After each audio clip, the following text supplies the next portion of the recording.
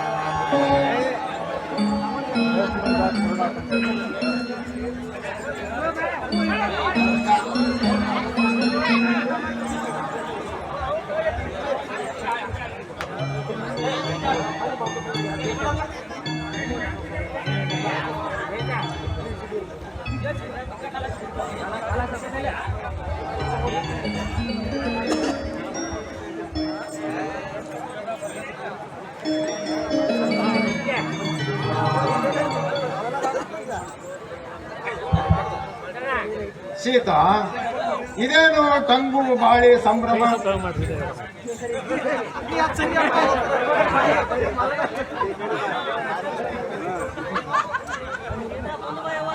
ಬನ್ನಿ ಸ್ವಾಮಿ, ಇಂದು ವಿಜಯದಶಮಿ ಸಂಭ್ರಮ ಅಲ್ವೇ? ಅದಕ್ಕೆ ಆ ತಾಯಿಗೆ ಪೂಜೆ ಮಾಡಿ ನಮಸ್ಕರಿಸ್ತಾ ಇದೆ. ನೀವು ಸರಿಯಾದ ಸಮಯಕ್ಕೆ ಬಂದಿದ್ದೀರಾ.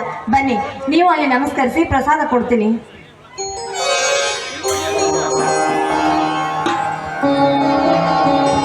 ಬಾರಯ್ಯ ಬಾಬಾರು ಬಸವ, ಬಾರಯ್ಯ ಬಗೆವಾಡಿ ಬಸವ,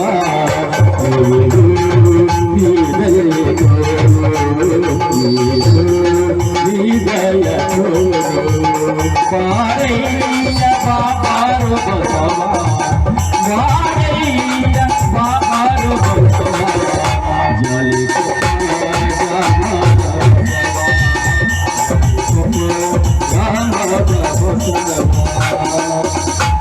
ತೆಗೆದುಕೊಳ್ಳಿರಿ ಪ್ರಸಾದ.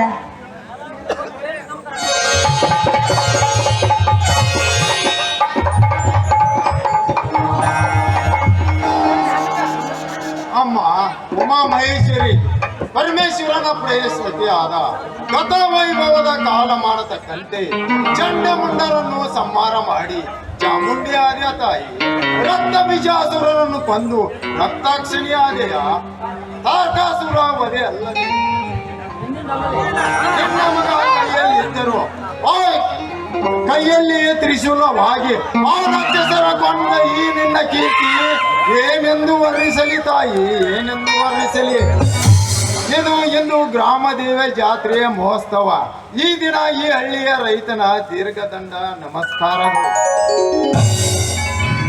ಸ್ವಾಮಿ, ಇದೇನ್ರಿ ಎಂಥ ಪ್ರಶ್ನೆನ ಕೇಳ್ಬಿಟ್ರಿ ಆ ತಾಯಿಗೆ ನೀವು? ಇದೆಂಥ ನಮಸ್ಕಾರ ಆ ತಾಯಿಗೆ ನಿಮ್ಮದು?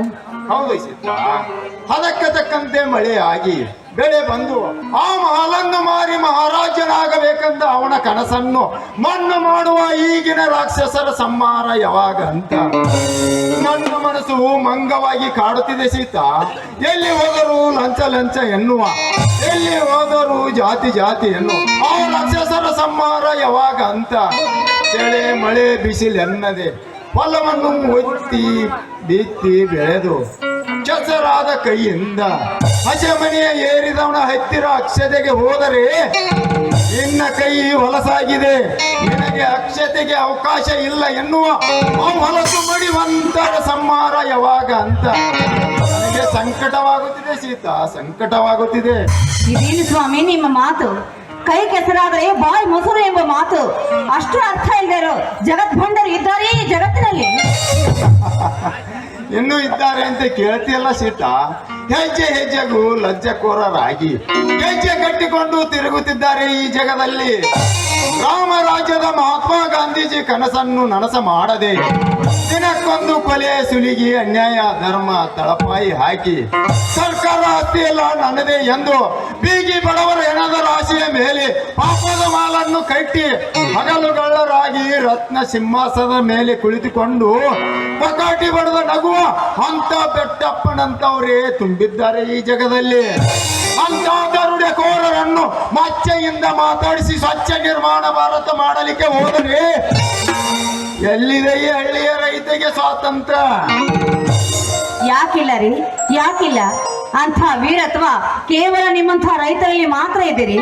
ಎಲ್ಲ ರೈತರನ್ನ ಒಗ್ಗೂಡಿಸಿ ಹೋರಾಟ ಅಂತ ನಿಂತ್ರೆ ಅದು ಎಂಥವನೇ ಆಗ್ಲಿ ನಿಮ್ಮೆದುರಿಗೆ ತೆರೆ ಬಾಗ್ಲೇಬೇಕು. ನೀವು ಹೋರಾಟ ಮಾಡಿ ನಿಮ್ಮ ಕೂಗನ್ನ ಅವನ ಕಿವಿಗೆ ಮುಡಿಸಿದ್ದೆ ಆದ್ರೆ ಮುರಿದು ಹೋಗುವುದು ಅವನ ಅಹಂಕಾರ. ನಿಜ ಸೀತಾ, ಒಕ್ಕಟ್ಟೆ ಬಿಕ್ಕಟ್ಟೆ ಎಂಬಂತೆ ರೈತರೆಲ್ಲ ಒಂದು ಆಗಿ ನಲ್ಗುಂದು ಬಂಡಾಯದಂತೆ ಸಿಡಿದೆದ್ದು ನಿಂತರೆ ಹುಡಿಯಾಗಿ ಹೋಗುವುದು ಅವರ ಶರೀರ. ಈ ಹೋರಾಟಕ್ಕೆ ಮೊದಲ ಹಿಂದಿನಿಂದ ನಾ ಸಿದ್ಧನಾಗಿ ನಿಲ್ಲುವೆ. ಹಾ ಆಮೇಲೆ ಸಿದ್ಧರಾದವರಂತೆ ನೋಡಿ.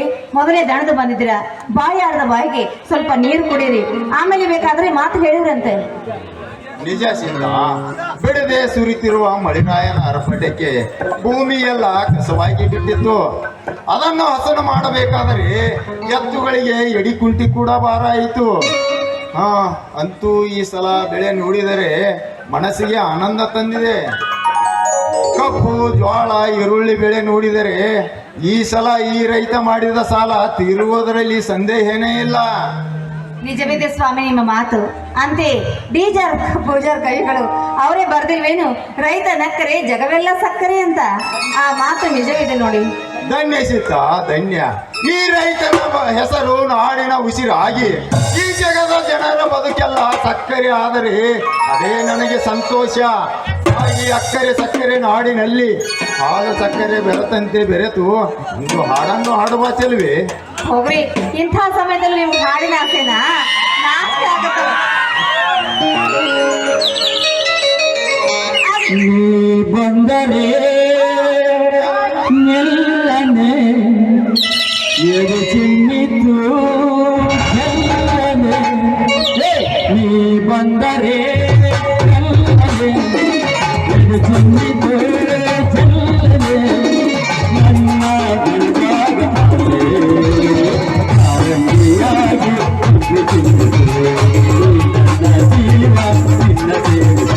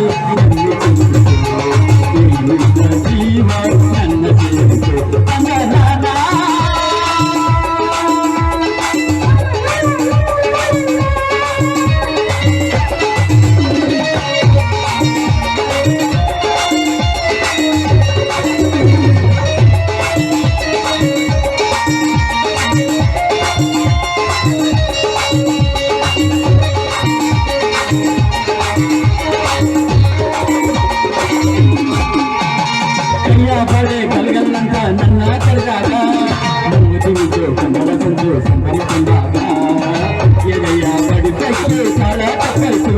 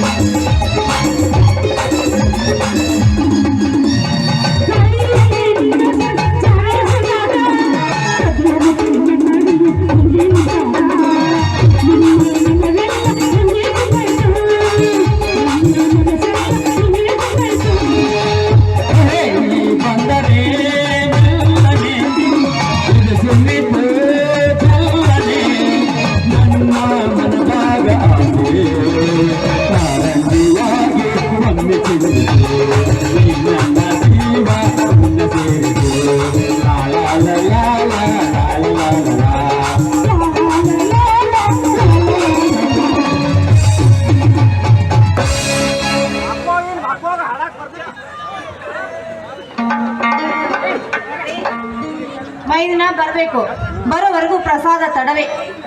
ಹೌದು ಸೀತಾ, ಮೊನ್ನೆ ಖರೀದಿ ಮಾಡಿದ ಹೊಲಕ್ಕೆ ನೇಗಿಲು ಹೂಡಿ ಮೊದಲು ಮಾಡಿ ಬರುತ್ತೇನೆ ಅಂತ ಹೋಗಿದ್ದಾನೆ. ಅವನು ಬಂದ ನಂತರ ಎಲ್ಲರೂ ಸೇರಿ ಊಟ ಮಾಡೋಣ.